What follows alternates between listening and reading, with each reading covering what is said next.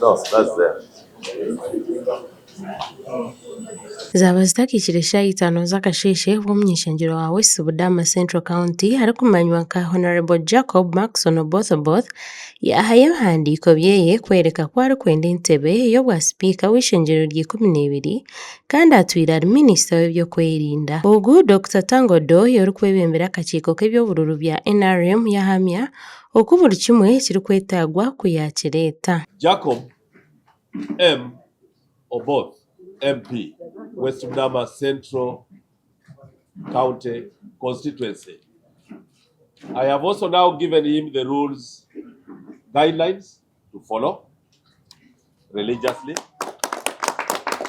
And I'm handing over this file to you because there's some face that is most important here.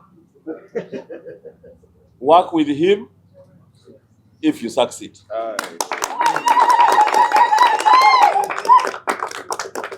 Work for Uganda and may God bless you. Na bwanyuma Honorable Jacob Maxon Oboth yahamya ko arikwenda entebe y'obwa sipiika w'Eishengyero rya 12. Olwaleero maze okuteekawo akapapula kange ekisaba ba SEC ne caucus batunulemu nsaba okubeera sipiika wa Parliament wa Uganda eno ye12 era mu kuteekako akapapula ako batuwadde guidelines tusobola okugamba bingi kati naye nsaba bannayuganda bonna batusabire tulabe nti process tugimalawo bulungi. Aho baza kuheereza abantu bashatu nibo Bayoreka Ekyetengo ky'okuba sipiika w'Eishengyero rya 12. Speaker or speakership.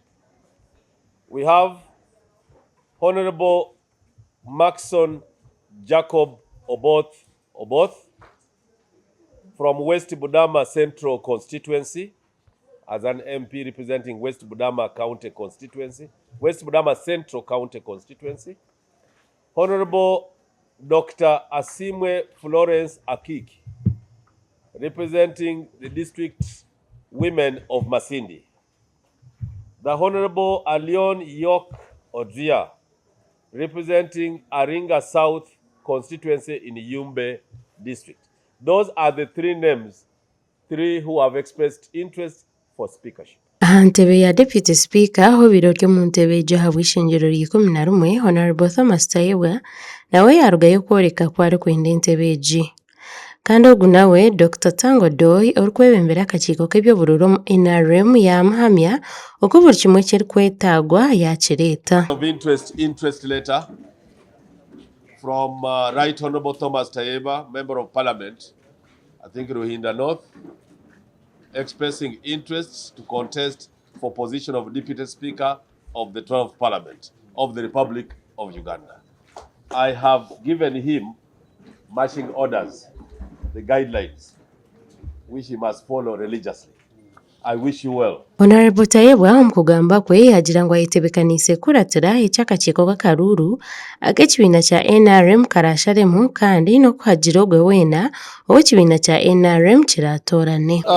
Nashemererwa munonga akureeba ngu namara kuteekayo ebipapura byangye ndikushaba obwa Deputy Speaker nk'oku ekibiina kishabire ngu boona bakwenda bateekeyo ebipapura kandi enshonga zanje naziteeka omuri eby'ebipapura bw'okuba tibatwikirize kuteekaho campaign natandika kugamba bwaki kandi aho nimba nazo mu campaign konka nabiteekamu nyenkyakare ekibiina nikiza kuba nikibugana mu kasheeshe akakiiko kakuru k'ekibiina ka SEC nikaza kuba nikabugana kureebamu omu bipapura byaitu n'okureeba nooha ashemereire then twaheza shaaha 8 tugireho akakiiko kaba MP boona ba Parliament y'e12 aba NRM hamwe n'aba independent abasayininze na NRM then aho niho baratugambire eky'akakiiko kashara kandi nyowe ninza kugenda n'eky'akakiiko karashare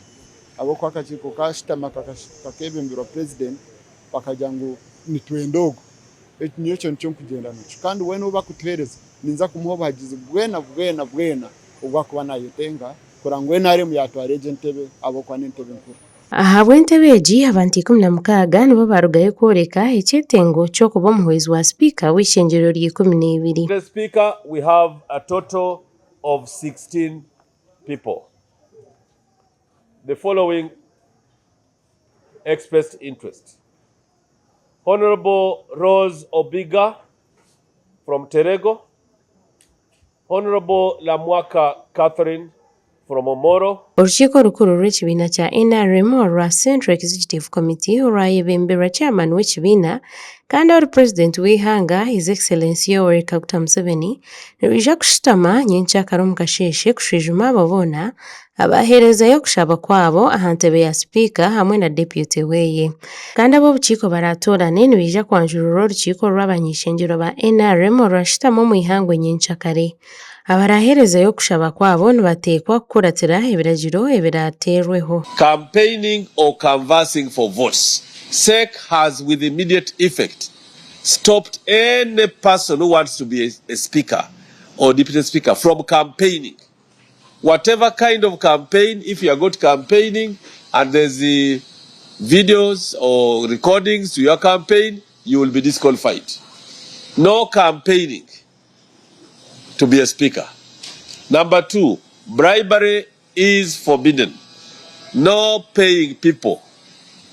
No paying anyone any money. Wanyuma ya NRM kuronda baragikwatira ebendera omu karuuru k'okuronda speaker w'Eishengyero n'omuhwezi weye abaratoranwe nibija kwitana n'abandi b'ebibiina ebindi abarikwenda entebe nizo zimwe aha rw'okubanza omu rushutama rw'okubanza rw'Eishengyero rya 12. Amakuru aga gashakwa Ronald Ngabirano omuri Kampala.